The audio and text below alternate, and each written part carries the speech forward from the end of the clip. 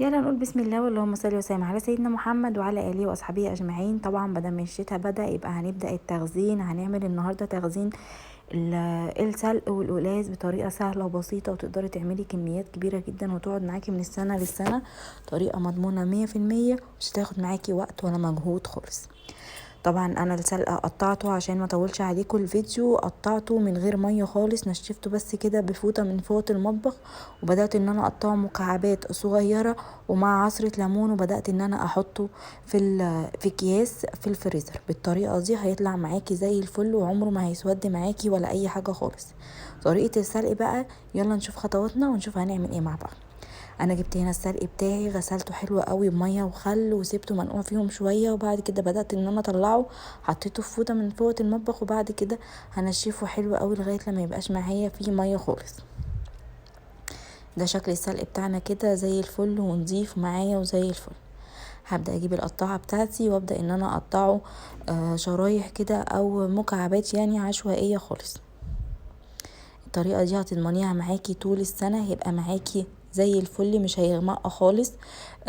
تقدري تاخدي منه كده زي ما انا زي ما وريتكم في اول الفيديو، معلقتين على الكيس اللي انت هتعمليه. الكميه بتاعتك هتبقى موفره معاكي جدا جدا. هنا طبعا بقى كنت جايبه هنا حوالي 4 حزم من السلق، ومعايا عليهم حزمتين من الكزبره الخضراء بتاعتي، غسلتها ونقعتها حلو قوي برضو بالميه والخل، وهحطهم كلهم في حله واحده. الحله تبقى ناشفه تماما، الخضره بتاعتي تبقى ناشفه، ما تبقاش فيها ميه، نحاول ننشفها على قدر الامكان يعني.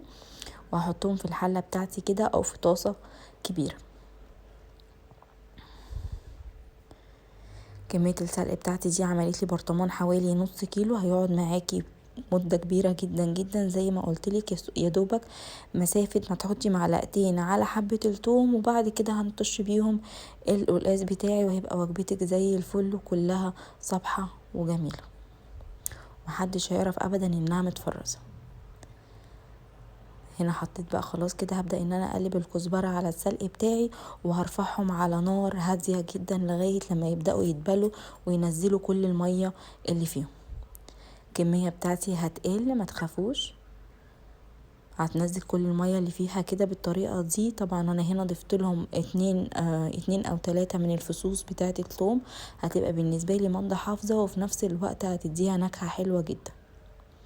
سلام زي ما هما، لاني بعد كده هبدأ ان انا اطحنهم بالهاند بلندر او في الخلاط بتاعي. شايفين هنا خلاص بقت تنزل المية كلها بتاعتها. كل ما تنزل المية كل ما هديها كده تقلبتين لغاية لما تبقى الاقي كده في الحلة بتاعتي تبقى ناشفة تمام. رحت بقى جري ضربتهم في الخلاط، طبعا من غير ولا نقطة مية، حطيت عليهم معلقتين من الزيت بس عشان الخلاط يتضرب معايا. طبعا البرطمان بتاعي سواء هتحبي تحطيه ببرطمانات، تحبي تحطيها في اكياس زي ما انتي عايزه. هنحط عليهم برضو معلقتين من الزيت، تعقمي البرطمان بتاعك كويس، وبعد كده تحطي عليه معلقتين زيت من على الوش كده، تقدري تعملي الكميه اللي انتي عايزاها. قوامه حلو جدا جدا، مسافة ما هتحطيه على الشوربة هتلاقيها غير اللون بتاعها وبقى طعمه حلو قوي قوي، ومش هيغير لونه خالص بالطريقة دي. حاطين له توم وحاطين له زيت، المادة الحافظة بتاعتنا، وفي نفس الوقت البرطمان محكم. طبعا هيبقى يفضل ان السلق تخزنيه في البرطمانات لو انت مخزنة سبانخ عشان ما تتلخبطيش يعني، او ممكن تحطيه في اكياس برضو وتكتبي على كل كيس الحاجة اللي فيه يعني. خلصنا البرطمان بتاعي اهو، ما شاء الله عمل لي كمية كبيرة جدا. عايزه اقول لكم ممكن تعملي برطمان او برطمانين يقعدوا معاكي السنة كلها. هبدأ ان انا انضفه كده كويس من بره من اي حاجة بقى عليه، وبعد كده هضيف عليه على الوش كده معلقتين من الزيت، وهبدأ ان انا اقفل البرطمان بتاعي كويس جدا. يفضل طبعا ان هو يبقى بارد خالص.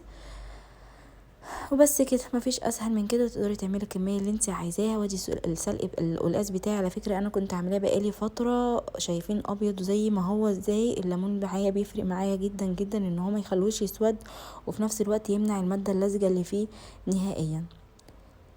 ده كان فيديو النهارده، يا رب يكون عجبكم وتستفادوا منه كده، وشايفين منظره بجد تحفه، وتقدري تعملي يفضل معاكي طول السنه. يا رب يكون فيديو النهارده عجبكم. ما تنسوش طبعا تعملوا شير وسبسكرايب وتفعلوا زر الجرس لو انتوا لسه جداد او لسه اول مره تشوفوني، ولو انتوا متابعيني على طول ما تنسيش تعملي لايك وكومنت حلو. اشوفكم فيديوهات تانية كتير جديده، وباي باي.